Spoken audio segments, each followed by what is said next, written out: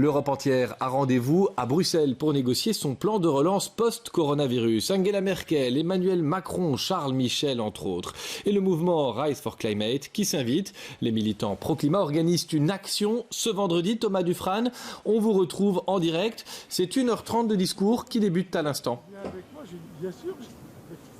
C'est ça, ça va commencer dans quelques minutes, il y a un petit peu de retard, Michel. Donc c'est une action de l'organisation Rise for Climate. L'idée c'est de transmettre les revendications climatiques des 27 mouvements qui ont été créés ces dernières années pour plus de justice climatique, les transmettre aux dirigeants de l'Union européenne qui sont justement juste derrière moi en train de négocier un plan de relance économique à la suite de la crise du coronavirus. Et les militants, ils ne veulent pas être les oubliés, ils ne veulent pas que la crise climatique passe au second, au troisième ou même au quatrième plan. Pour en parler, je suis avec Adélaïde Charlier, elle est co-organisatrice de Youth for Climate. Alors, c'est ça, vous souhaitez rester entendu malgré la crise du coronavirus ?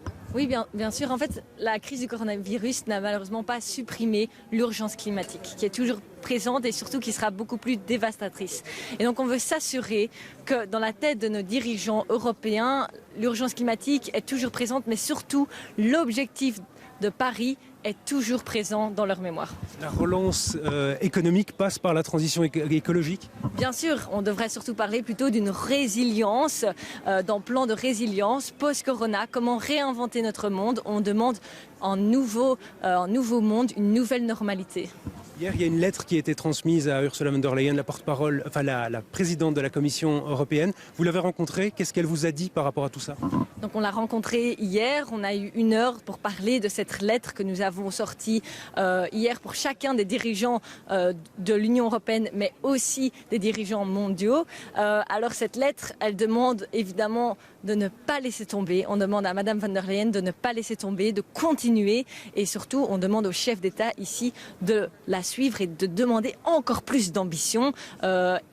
Parce qu'avec l'ambition que l'Union européenne a aujourd'hui, on est encore trop loin des objectifs de Paris. Donc on demande une rehausse des ambitions et tous ceux qui ont signé cette lettre, donc c'est-à-dire maintenant plus de 50 000 personnes en 24 heures et des célébrités comme Leonardo DiCaprio, on est prêt à accepter cette rehausse des ambitions et surtout on est prêt à agir.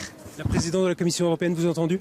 Elle nous a entendus, elle veut nous revoir en septembre et on va s'assurer que l'Union européenne s'agrippe aux accords de Paris et ne lâche surtout rien. Merci à vous Adélaïde Charlier. Donc voilà, je disais, une petite action, vous voyez, ça va commencer dans les prochaines minutes. Et puis, mesures sanitaires obligent, vous le savez Michel, 400 personnes maximum. On en est encore loin, mais il faut respecter les règles sanitaires et de nombreuses personnes portent un masque ici. Donc pas d'inquiétude par rapport à cela.